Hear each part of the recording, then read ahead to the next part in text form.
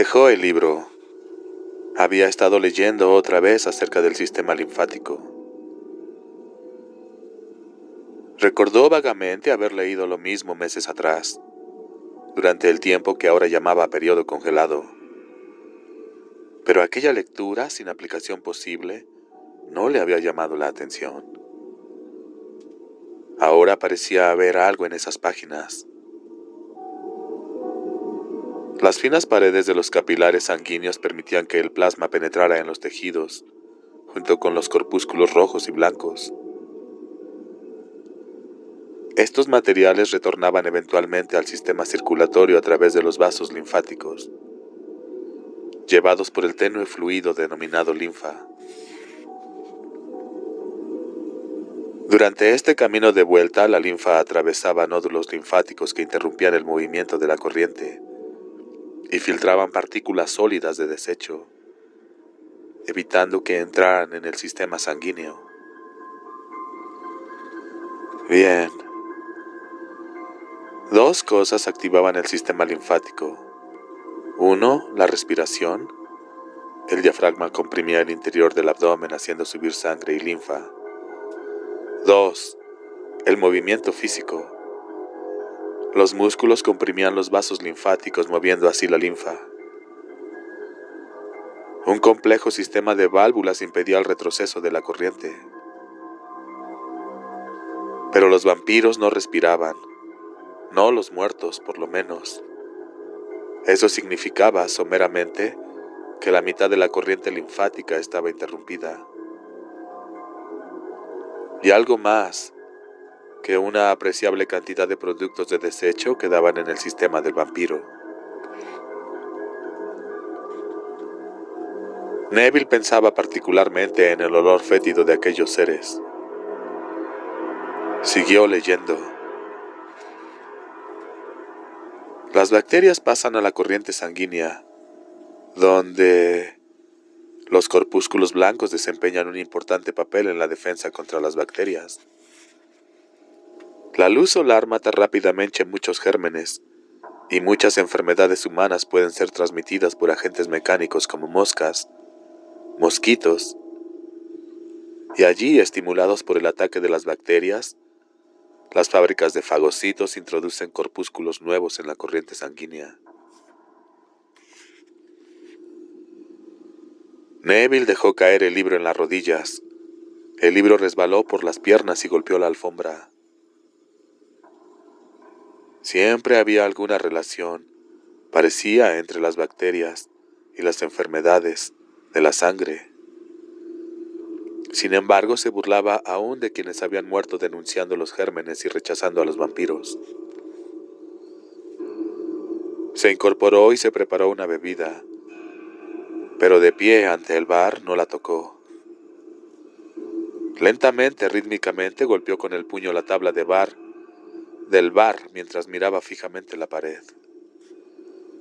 Gérmenes. Hizo una mueca. Bueno, en nombre de Dios, se dijo desanimado. No hay peligro en las palabras. Respiró hondamente bien. Se ordenó a sí mismo. ¿Hay algo que se oponga a los gérmenes? Se alejó del bar como si el problema pudiese quedar allí. Fue a la cocina y se sentó mirando a la cafetera humeante. Gérmenes, bacterias, virus, vampiros. ¿Por qué me opongo?, pensó. ¿Es solo una terquedad reaccionaria? ¿O comprendo que la tarea excede mis límites? No lo sabía.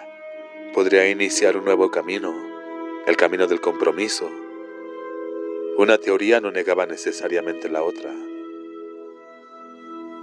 Las bacterias podían explicar a los vampiros, y de pronto todo pareció fluir hacia él. Era como si hubiese sido aquel niño holandés, con el dedo metido en el agujero del dique, impidiendo que entrara el mar de la razón. Allí había estado en cuclillas y satisfecho. Ahora se había incorporado sacando el dedo, y un mar de respuestas entraba ya en él. La plaga se había extendido tan rápidamente. Hubiese sido posible con la sola acción de los vampiros, sus vagabundeos nocturnos. Se sintió golpeado por la respuesta. Solo las bacterias podían explicar la fantástica rapidez de la plaga, el aumento geométrico de las víctimas. Dejó a un lado la taza de café, el cerebro ocupado con una docena de ideas diferentes. Las moscas y mosquitos habían colaborado también, extendiendo la enfermedad, haciéndola correr por el mundo. Sí, las bacterias explicaban muchas cosas. El encierro durante el día, el estado de coma provocado por los mismos gérmenes para protegerse de la luz del sol. Y una nueva idea, las bacterias podían ser la fuerza misma del vampiro.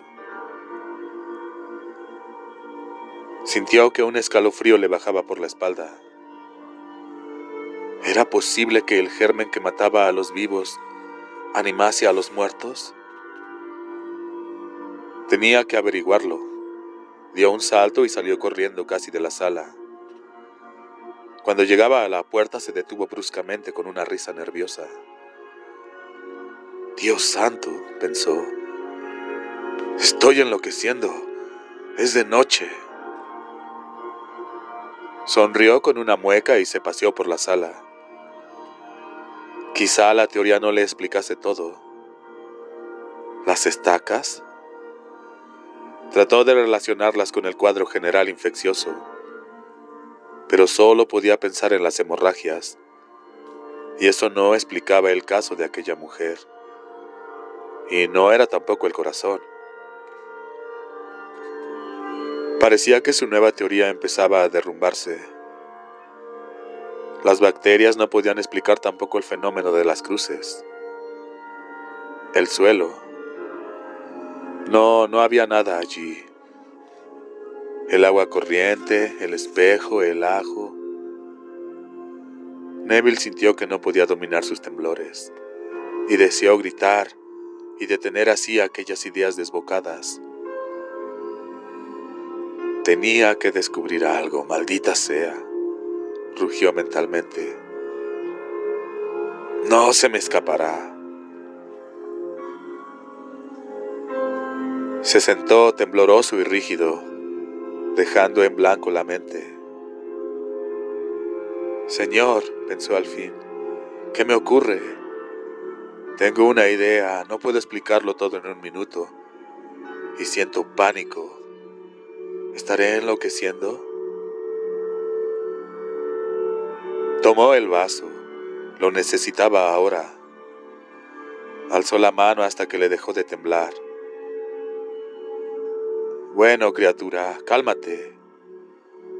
Santa Claus vendrá esta noche con todas las respuestas. Ya no serás un extraño Robinson Crusoe en una isla nocturna, rodeado por un océano de muerte.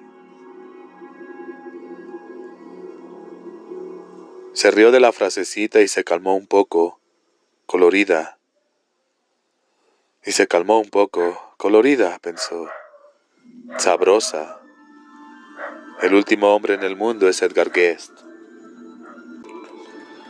Bueno, entonces se ordenó. Asimismo, ahora te vas a la cama. No vas a perderte en 20 caminos distintos. No puedes continuar así. Eres la ruina emocional. Lo primero, conseguir un microscopio. Lo primero, repitió mientras se desvestía, ignorando aquel mundo en el estómago, el deseo de sumergirse sin más en la investigación. Casi se sentía enfermo, acostado allí en la oscuridad, y planeando un solo paso adelante. Sabía que debía ser así. Un primer paso, maldita sea. Un primer paso. Sonrió forzadamente en las sombras, consolándose con la idea de aquel trabajo definido. Se permitió, sin embargo, antes de dormir, un nuevo pensamiento. Las picaduras, los insectos, la transmisión del hombre a hombre. ¿Bastaba eso para explicar la horrible rapidez de la plaga? Se durmió con la pregunta en la mente, y a las 3 de la mañana despertó sintiendo que otra tormenta de arena sacudía la ciudad. Y de pronto, en una fracción de segundo, encontró la relación.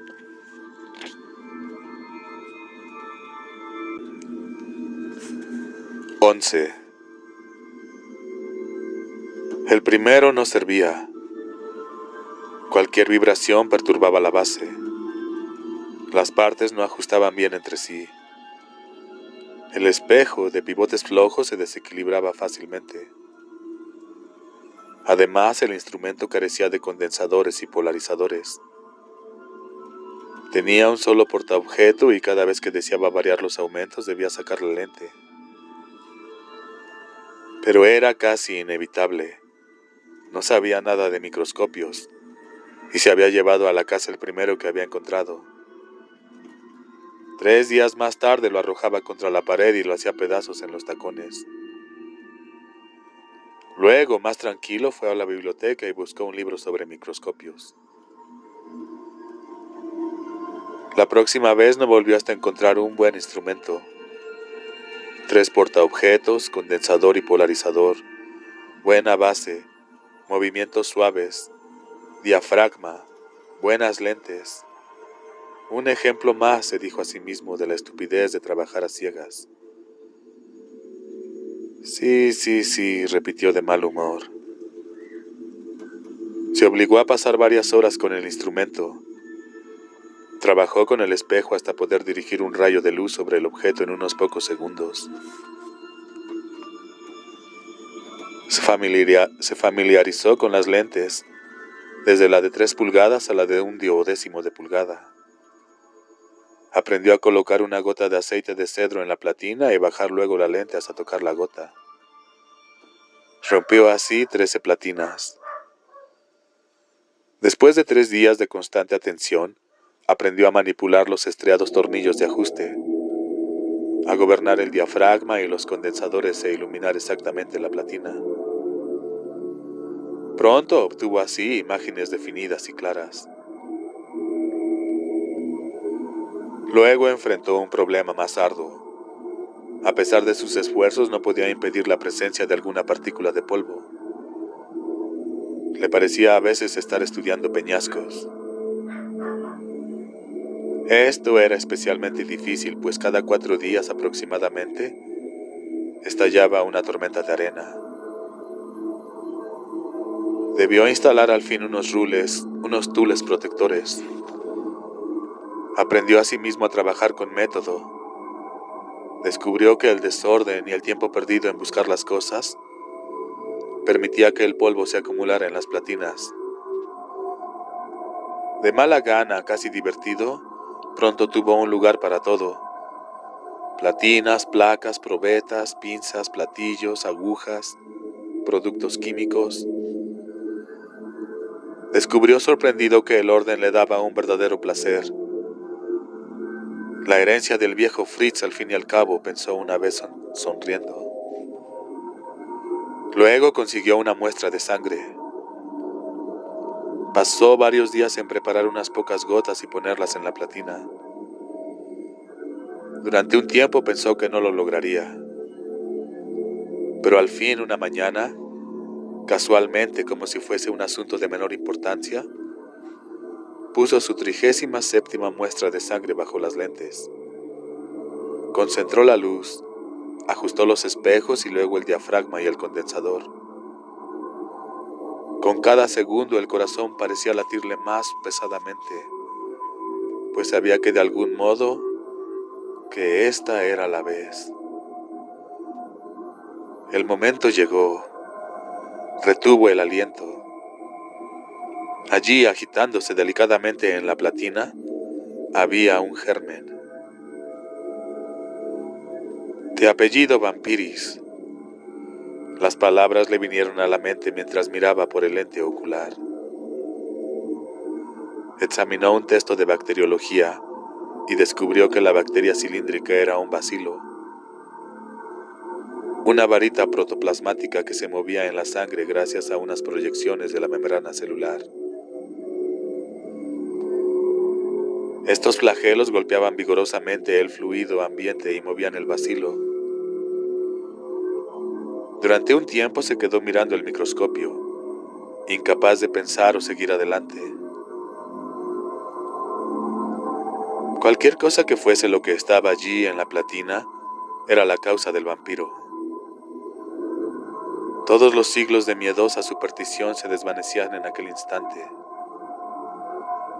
Los hombres de ciencia habían tenido razón entonces. Se trataba de bacterias.